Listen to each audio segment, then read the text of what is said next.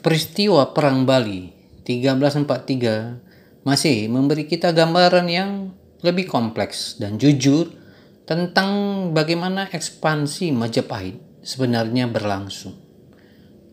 Narasi besar seringkali menyebut Gajah Mada sebagai tokoh tunggal di balik penaklukan wilayah-wilayah Nusantara. Namun, jika kita telusuri lebih dalam, khususnya lewat sumber-sumber seperti Babat-Babat Bali dan buku-buku seperti karya M. Yamin maupun Enung Nurhayati, maka akan tampak bahwa tanpa Arya Damar dan saudara-saudaranya, Bali mungkin tak akan tunduk. Arya Damar yang dikenal juga sebagai Aditya Warman Muda bukan sekedar komandan tempur tambahan. Dia adalah pemimpin lapangan yang benar-benar berperan langsung dalam menaklukkan kekuatan kerajaan berdahulu di Bali.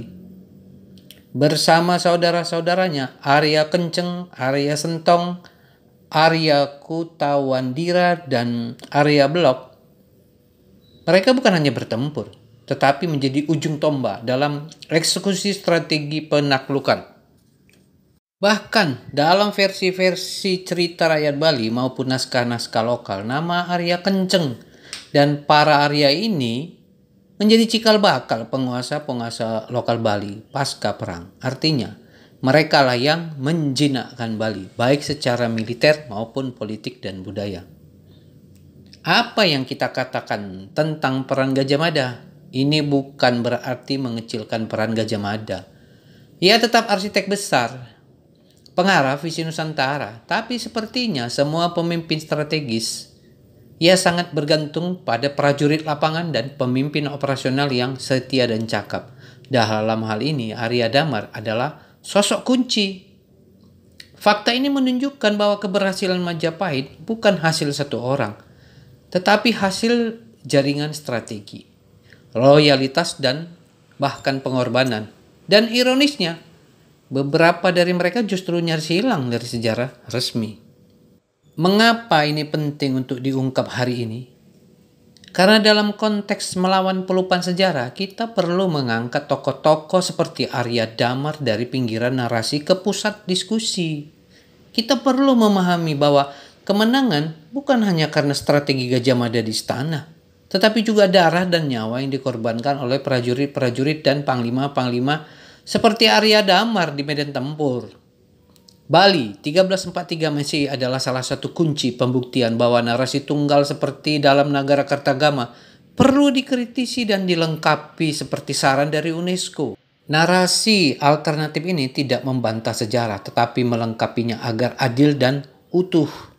Oke teman-teman, ketemu lagi di channel Misteri Sumatera 88 dan kita masih bagian dari legenda Teos Yang Mahapati Gajah Mada di Tumihang dan kita masih di Bali nih. Jadi kita akan memasuki part 63 dengan judul Penaklukan Bali yang Terlupakan. Gajah Mada tak akan menang tanpa Arya Damar atau Aditya Warman Muda. Sejarah bukan hanya ditulis oleh pemenang, tapi seringkali oleh mereka yang bertahan dalam lingkar kekuasaan. Dalam kisah penaklukan Bali 1343 Masehi, satu nama penting hampir lenyap dari narasi besar. Arya Damar atau yang dikenal juga sebagai Aditya Warman Muda. Part pertama, ketegangan di Tanah Dewata. Tahun 1343 menjadi titik balik penting dalam ekspansi Majapahit ke wilayah timur. Bali saat itu dipimpin oleh Raja Pasunggiri, dalam beberapa teks disebut juga Pasungrigih. Dikenal tangguh dan mandiri, tidak mudah tunduk pada kekuatan luar. Untuk menaklukkannya, Majapahit mengerahkan dua kekuatan besar. Gajah Mada sebagai Mahapati legendaris dan Arya Damar, Panglima berdarah Sumatera yang kelak menjadi Aditya Warman, pendiri Malayapura atau Pagaruyung, Minangkabau. Namun naskah klasik dan bahkan beberapa literatur modern lebih banyak menonjolkan Gajah Mada sebagai tokoh sentral penaklukan ini. Di balik itu semua, peran Arya Damar dan pasukannya justru menjadi penentu kemenangan yang krusial, namun terlupakan. 3.000 melawan ribuan. Strategi dan keberanian Untuk episode yang di sini Anda bisa membaca lebih lengkap di video part 60 ya. Kita hanya diringkas saja di sini. Dengan pasukan sisa 3.000, akhirnya Arya Damar mampu mengalahkan Pasung Rigih dan merebut kemenangan.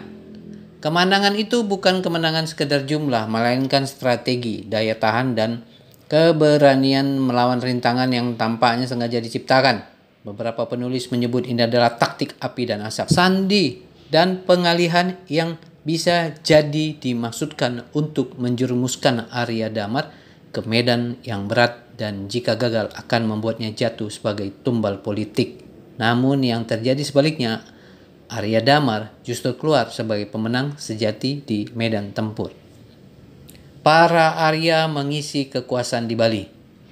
Setelah kemenangan itu, Majapahit tidak mengangkat Gajah Mada untuk memerintah Bali. Justru Arya Damar dan saudara-saudaranya seperti Arya Kenceng, Arya Sentong, Arya Kutawandira, dan Arya Blok ditugaskan untuk memimpin pemerintahan baru di pulau tersebut. Ini bukan sekedar penunjukan administratif, tapi bukti kepercayaan pada kekuatan mereka yang benar-benar bertempur dan menang. Kitab-kitab babat Bali bahkan mencatat bahwa para keturunan Arya inilah yang menjadi leluhur banyak bangsawan dan penguasa lokal Bali hingga berabad-abad kemudian. Mengapa nama Arya Damar terhapus dari narasi besar? Ada kemungkinan bahwa narasi Majapahit yang kita terima hari ini, terutama yang berlandaskan Nagara Kertagama, disusun untuk meneguhkan legitimasi raja dan tokoh-tokoh pusat kekuasaan Jawa Timur. Dalam kerangka itu, tokoh seperti Gajah Mada perlu ditampilkan sebagai arsitek tunggal pemersatu Nusantara. Sementara figur-figur penting dari luar Jawa seperti Arya Damar, Aditya Warman dipinggirkan. Padahal tanpa Arya Damar, perang Bali bisa saja menjadi kegagalan besar. Bukankah kemenangan sejati justru diraih oleh mereka yang tetap bertahan di medan tempur terakhir? Refleksi dari seruan UNESCO.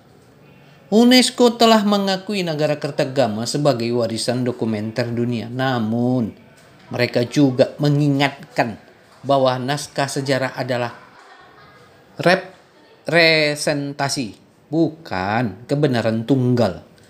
Peristiwa seperti Perang Bali 1343 masih justru menunjukkan pentingnya membuka kembali lembar-lembar yang dilupakan. Bahwa sejarah tidak pernah hitam putih dan tokoh besar seringkali berdiri di atas bayang tokoh lain yang tak kalah berjasa. Saatnya mengingat kembali.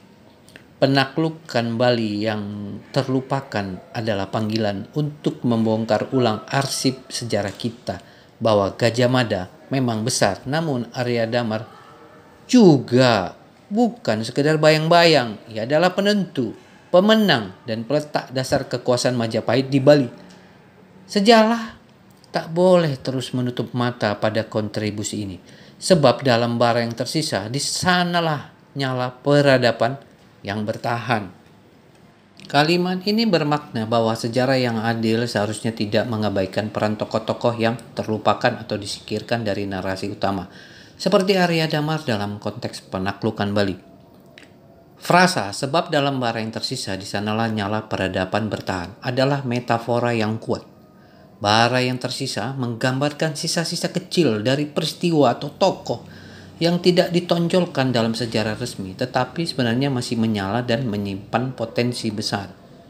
Nyala peradaban merujuk pada nilai, semangat, dan kontribusi yang membangun fondasi peradaban, meskipun tidak selalu diakui secara formal. Dengan kata lain, walau peran Arya Damar nyaris dipadamkan dalam narasi besar seperti bara kecil yang hampir padam, namun justru dari sanalah cahaya peradaban, seperti integrasi Bali ke Majapahit, tetap menyala dan bertahan hingga hari ini.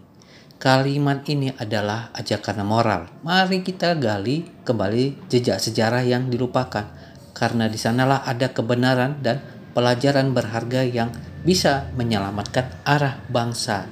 Sebagai penutup, kalimat ini mengandung pesan moral dan tanggung jawab kolektif untuk meninjau ulang sejarah, bukan demi nostalgia, tapi demi keadilan dan arah masa depan. Ketika kita menggali kembali jejak sejarah yang dilupakan seperti peran Arya Damar dalam penaklukan Bali tahun 1343, kita sedang mengoreksi narasi yang timpang, membuka ruang bagi tokoh-tokoh yang selama ini dibungkam oleh dominasi satu sosok atau kekuasaan. Di sanalah kebenaran tersembunyi, bukan dalam glorifikasi, tapi dalam kompleksitas perjuangan, pengkhianatan, keberanian, dan keteguhan mereka yang tetap bertahan meski tidak diabadikan dalam kitab resmi. Dan yang lebih penting dari pelajaran sejarah inilah kita dapat menyelamatkan arah bangsa. Kita belajar bahwa kejayaan tidak pernah dibangun oleh satu orang saja, melainkan oleh kolaborasi, pengorbanan, dan keberanian banyak pihak. Maka mengenang dan mengangkat kembali mereka yang dilupakan adalah tindakan politik kultural untuk membangun peradaban yang lebih jujur dan adil. Karena bangsa yang sehat bukan hanya bangsa yang mengingat kemenangan, tetapi juga yang berani mengakui siapa saja yang membuat kemenangan itu mungkin. Oke, teman-teman, sampai di sini dulu ya di episode ini. Kita akan ketemu di episode selanjutnya. Jangan lupa like, komen, dan subscribe. Sampai ketemu dan terima kasih.